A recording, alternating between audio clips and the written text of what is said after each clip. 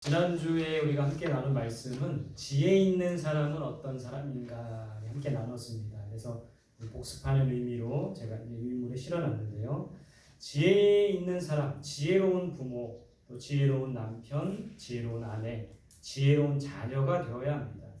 또 우리는 우리 신앙 안에서 지혜로운 목회자가 되어야 되고 또 지혜로운 성도가 되어야 돼요.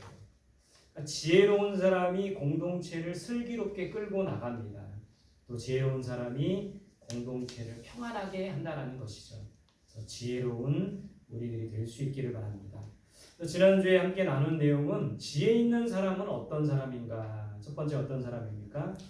세월을 아끼는 사람이죠. 시간을 아끼는 사람이에요. 우리에게 하루 24시간이 똑같이 주어져 있습니다. 그러나 그 24시간을 100%를 잘 활용하는 사람이 있고 50%도 활용하지 못하는 사람이 있고 10%도 사용하지 못하는 사람들이 있어요. 그러니까 우리에게 준 이 시간을 정말 세월을 아끼며 이 시간을 잘 보낼 수 있어야 된다는 거예요. 두 번째는 이 세월을 아끼라는 말은 기회를 잘 잡으라 이런 의미가 담겨 있어요. 그래서 우리가 예배할 기회, 오늘 우리가 수요일 정말 우리가 하나님 앞에 예배드리는 날이죠. 예배할 기회를 잘 잡아야 합니다. 더 몸이 아프고 병들면 예배조차도 할 수 없는 거예요. 섬기는 기회도 잘 잡아요. 섬김의 기회도 아무 때나 오는 게 아니에요. 몸이 아프고 병들고 우리 일주일에 한 번씩 우리 박순근 권사님 예전에는 매일 새벽 기도도 나오시고 수요 예배도 나오셨는데 이제는 좀 몸이 불편하셔서 일주일에 한 번만 나와. 근데도 일찍 오시고 얼마나 기쁨으로 나오시는지. 여러분 우리가 이 예배할 기회 또 섬기는 기회가 항상 있는 것은 아니라는 거예요. 기도할 기회도 마찬가지입니다. 우리가 함께 하나님 전에 나와서 기도할 기회도 지금이 그 기회라는 거예요. 여러분 사랑할 기회도 마찬가지입니다. 사랑해야 되는데 뜨겁게 사랑해야 되는데 사랑할 기회도 없을 수가 없어요. 사랑하려고 하지만 그 사람이 없을 수도 있는 겁니다. 사랑할 기회를 놓칠 수도 있는 거예요. 용서할 기회도 마찬가지입니다. 하나님 마음속에 계속 용서할 마음을 주시고 용납할 마음을 주시는데도 우리가 그것을 거부한다면 그 용서할 기회조차도 잃어버리게 되고 용서할 마음도 잃어버리게 될 수 있다는 거예요. 그래서 우리에게 주신 기회, 사랑할 기회를 잘 잡으시고 용서할 기회를 잘 잡으시고 특별히 예배드리며 섬기는 기회, 기도할 기회를 잘 잡는 우리에게 주어진 기회를 놓치지 않고 세월을 아끼는 우리들이 될 수 있기를 바랍니다. 그런 사람이 지혜로운 거예요. 자, 두 번째 어떤 사람이 지혜롭습니까? 주의 뜻을 이해하는 사람이에요. 그러니까 우리는 주의 뜻을 알고 주의 뜻을 분별하는 사람이 되어야 됩니다. 그러기 위해서는 말씀을 잘 들어야 돼요. 그래서 오늘도 말씀하시는 주의 음성 들어야 됩니다. 오늘도 우리 예배 가운데 하나님 우리에게 말씀하세요. 그 말씀을 통해서 주의 뜻을 알아야 됩니다. 또 주의 뜻을 분별해야 돼요. 뿐만 아니라 주의 뜻에 순종할 수 있어야 돼요. 그래서 지혜로운 사람은 주의 뜻을 잘 이해하는 사람입니다. 여러분 종들 중에 지혜로운 종이 어떤 종이에요? 무조건 무식하게 막 자기 열심으로 일하는 종이 지혜로운 종이 아니라 주인의 뜻을 잘 헤아리고 주인의 뜻을 알고 행하는 종이 지혜로운 종입니다. 마찬가지예요. 우리가 그리스도의 종이라면 하나님의 일꾼이라면 주의 뜻을 하나님의 뜻을 잘 이해하는 사람이 되어야 돼요. 그럴 때 지혜롭다 칭찬받을 수가 있다는 겁니다. 자, 세 번째 지혜로운 사람은 어떤 사람입니까? 술 취하지 말고 성령 충만한 사람입니다. 뭔가에 취하면 안 돼요. 술 취하지 말라. 이는 방탕한 것이니 오직 성령의 충만함을 받아라. 그러니까 뭔가에 취하지 말고 우리는 성령 충만한 사람이 되어야 됩니다. 돈에 취하지 말고 스마트폰에 취하지 말고 TV에 취하지 말고 세상 가치에 취하지 말고 향락에 취하지 말고 도박에 취하지 말고 다른 어떤 것에 취하지 말고 오직 성령 충만해야 돼요. 기도할 때 성령 충만할 수 있습니다. 말씀을 듣고 순종할 때 성령 충만할 수 있어요. 오늘도 우리 예배 자리에 나와서 다른 뭔가에 취하지 말고 성령 충만한 저와 여러분들이 되시기를 바랍니다. 세월을 아끼고 주의 뜻을 이해하며 성령 충만한 사람, 그런 지혜로운 사람이 될 수 있기를 바랍니다. 오늘 말씀에서는 지혜로운 자녀와 부모는 어떤 모습이어야 하는가? 우리는 지금 뭐 부모 입장이죠.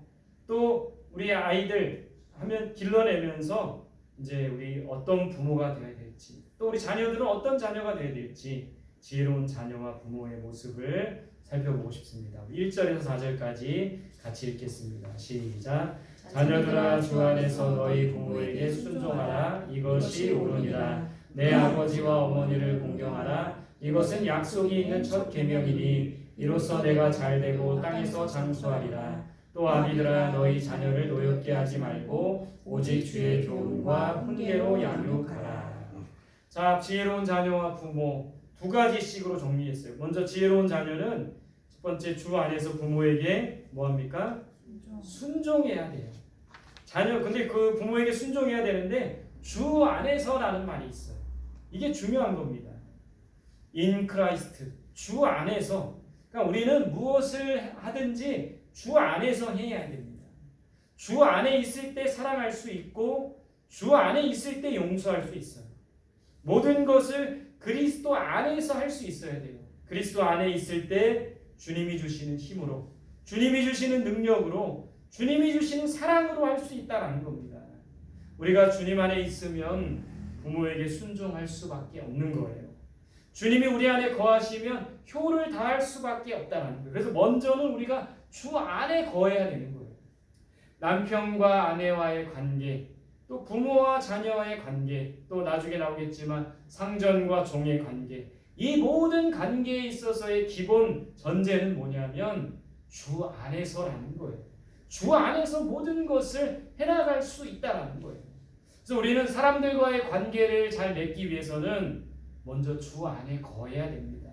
주님과 함께 동행하는 삶을 살아가야 되는 거예요. 주 안에서 부모에게 순종해야 됩니다. 자, 두 번째 자녀는 어떻게 해야 됩니까? 부모를 공경해야 한다. 공동 번역 성경에 보면 국어 사전에 보면 이 공경이라는 말을 공손히 받들어 모심 이렇게 돼 있어요. 그러니까 우리가 부모에게 공손한 태도를 가져야 합니다.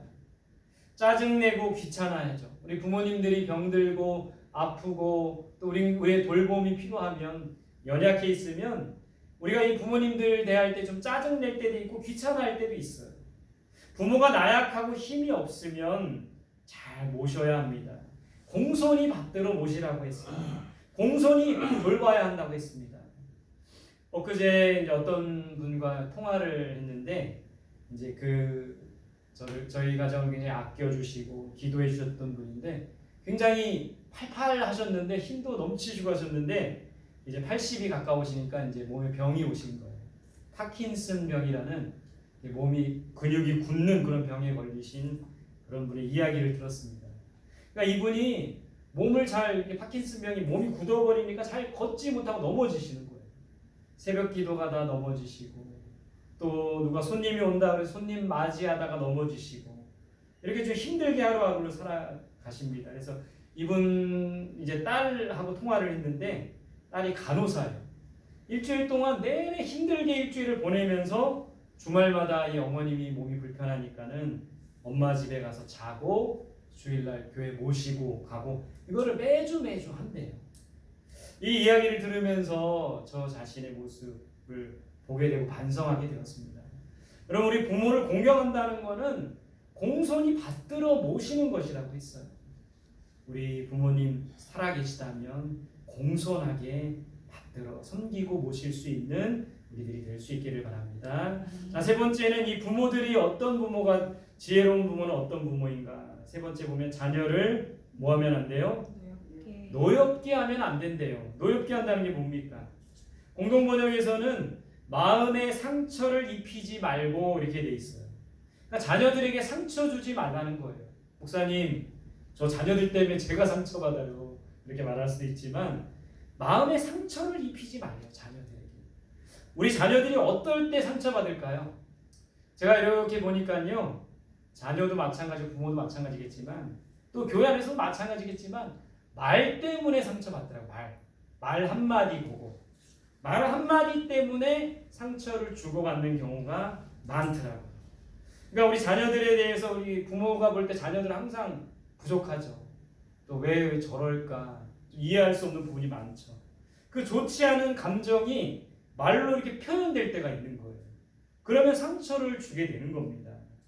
그러니까 서로 이 말 때문에 상처를 주고받게 된다는 말을 굉장히 조심해야 되는 거죠. 또 우리 자녀들이 어떨 때 상처받습니까? 자녀들이 존중받지 못할 때. 자녀들은 나의 소유물이 아닙니다. 부모의 소유물이 아니라 하나님의 자녀이고 하나의 인격체라는 거죠. 그래서 우리 아이들, 자녀들을 존중해 줄 수 있어야 돼요. 또 어떨 때 자녀들이 상처받습니까? 부모가 원하는 대로 자녀를 이끌어 가려고 할 때 상처를 받더라고요. 그러니까 부모가 원하는 그림, 이 자녀는 앞으로 이렇게 해야 된다. 어느 대학에 가고 어떤 직업을 얻고 어떤 사람과 결혼해야 된다. 이미 그려놓고 그 아이를 거기에다 맞추려고 하는, 그럴 때 상처를 받더라고요.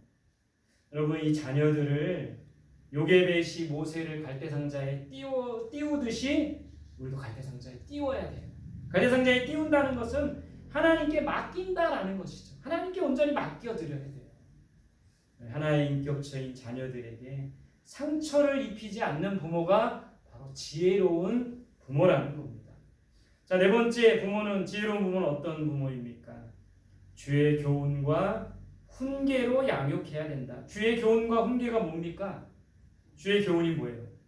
하나님의 말씀이죠. 이 말씀은 교훈과 책망과 바르게 함과 의로 교육하기에 유익하다고 했어요. 디모데후서 3장이. 그러니까 우리 자녀들에게 어려서부터 말씀으로 양육하고 말씀을 가르쳐줘야 되는 거죠.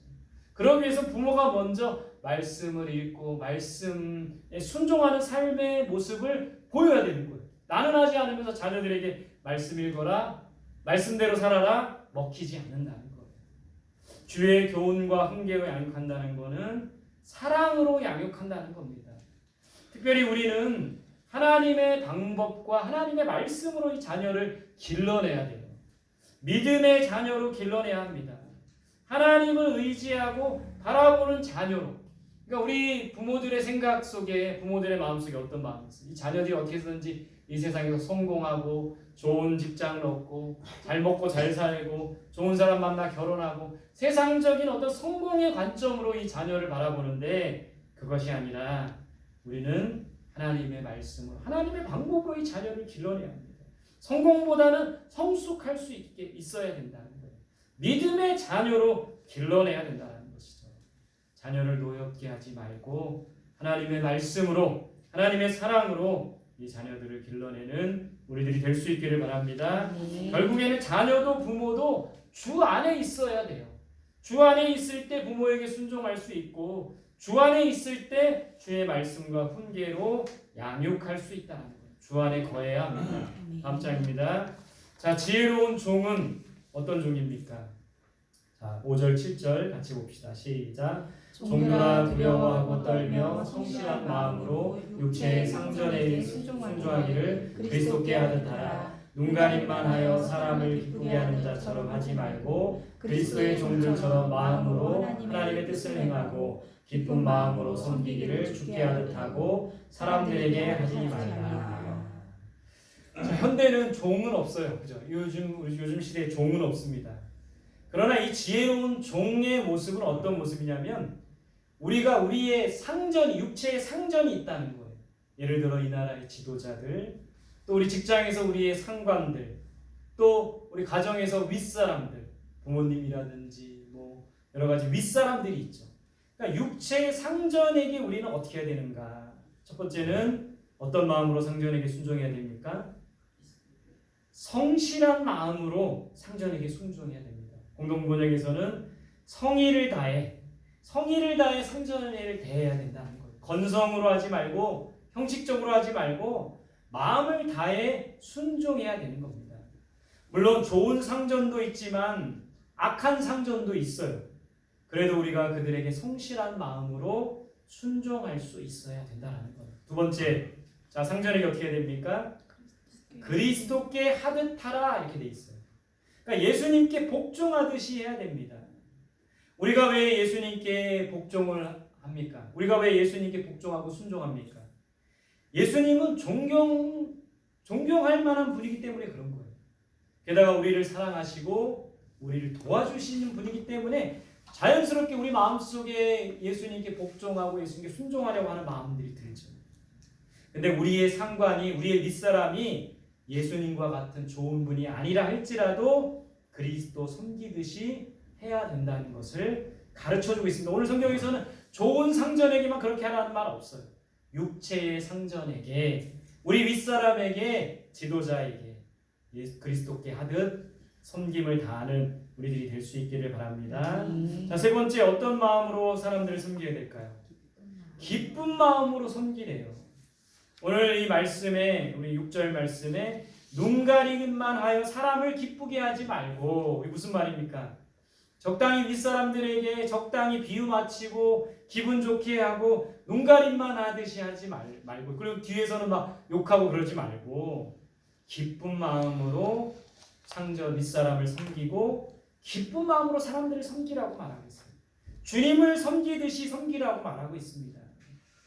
여러분, 우리 한국교회 우리 부인들, 한국교회는 여자분들이, 부인들이 굉장히, 여전도의 이 부인들이 굉장히 이 교회를 잘 섬기고 그분들을 통해서 교회가 든든히 서갔어요.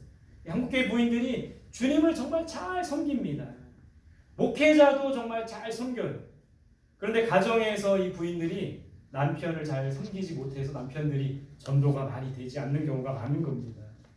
또 윗사람인 시어머니를 잘 섬기지, 물론 상대적입니다. 남편도 시어머니도 상대적이지만 오늘 우리 그리스도의 가르침은 우리 윗사람을, 우리 육체의 상전에게 순종하기를 그리스도께 하듯 하고 기쁜 마음으로 섬길 수 있어야 된다는 거예요. 근데 지금 정말 어렵습니다. 어려워요. 어떻게 상전을 그렇게 섬길 수가 있겠습니까? 어려워요. 나에게 해를 주는 사람을 어떻게 섬길 수가 있겠습니까? 이것도 역시 주 안에서 가능한 겁니다. 그리스도 안에 있을 때 기쁜 마음으로 섬길 수 있고 성실한 마음으로 섬길 수 있다는 것이죠. 자, 마지막으로 지혜로운 상전은 어떻게 해야 됩니까? 우리 9절 말씀 같이 봅니다. 시작. 상전들아, 너희도 그들에게 이와 같이 하고 위협을 그치라. 이는 그들과 너희의 상전이 하늘에 계시고 그에게는 사람을 외모로 취하는 일이 없는 줄 너희가 압니다. 여러분, 종보다도 상전이 더 어려운 거예요. 첫 번째 보면 어떻게 하라? 이와 같이 하라. 그러니까 종이 상전에게 하듯이 상전도 종에게 이와 같이 하라고 말하고 있어요.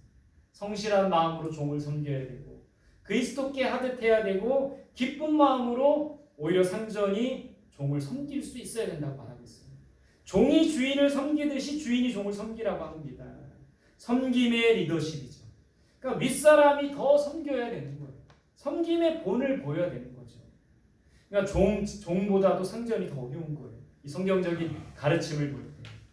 두 번째는 뭘 그치라? 위협을 그치라. 공동번역에서는 협박을 하지 말라. 우리 자녀들한테 협박 많이 하잖아요. 너 그러면 용돈 안 준다. 너 그렇게 하면 이거 안 해준다. 얼마나 협박을 많이 합니까? 그러니까 힘과 권세를 갖고 있는 이 상전들이 약하고 약한 사람들을 위협하고 협박할 때가 있다라는 겁니다. 여러분, 하나님께서 우리에게 힘과 권세를 주셨는데 그거는 약자를 보호하고 약자들을 지키기 위해 주신 것이라는 것을 우리가 기억해야 됩니다. 힘 자랑하지 말고 돈 자랑하지 말고 권세 자랑하지 말고 우리가 갖고 있는 힘과 권세로 협박하고 위협하지 말고 잘 섬길 수 있는 우리들이 될 수 있기를 바랍니다. 자, 세 번째, 사람을 뭐로 취하지 말라? 외모로 취하지 말라. 공동번역에서는 사람을 차별하지 말라 이렇게 돼 있어요. 예수님께서는 사람을 차별하지 않으셨습니다. 예수님께서는 부유한 자, 권세 있는 자 이런 사람들한테 잘하고 약한 자, 가난한 자에게 못하고 그러지 않고 오히려 약하고 가난한 자들을 더 섬기고 더 보살피셨던 예수님이시죠. 예수님은 빈부 귀천을 따지지 않으셨어요. 이 교회라는 곳은 VIP가 없습니다. 모두 다 중요한 사람이지 특별히 중요한 사람은 없는 거예요. 백화점에 가면은 VIP들만 주차할 수 있는 공간이 따로 있더라고요. 교회는 그런 곳이 아니라는 겁니다.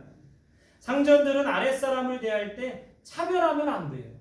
공평과 정의로 대해주어야 된다는 겁니다. 우리가 정말 윗사람이라는 것은 존경받는 윗사람이 되려면 공평하게 사람들을 대하고 오히려 가난하고 연약한 자들을 더 돌볼 수 있는 그런 예수님의 모습과 같은 그런 우리들이 되어야 된다는 것이죠.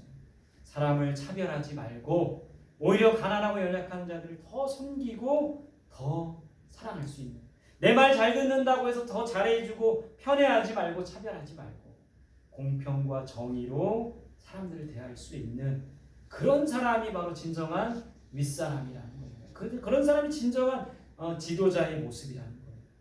차별하지 말고 위협을 그치고 종이 주인을 섬기듯이 주인이 종을 섬길 수 있는 섬김의 리더십을 갖는 우리 모두가 될 수 있기를 간절히 소망합니다.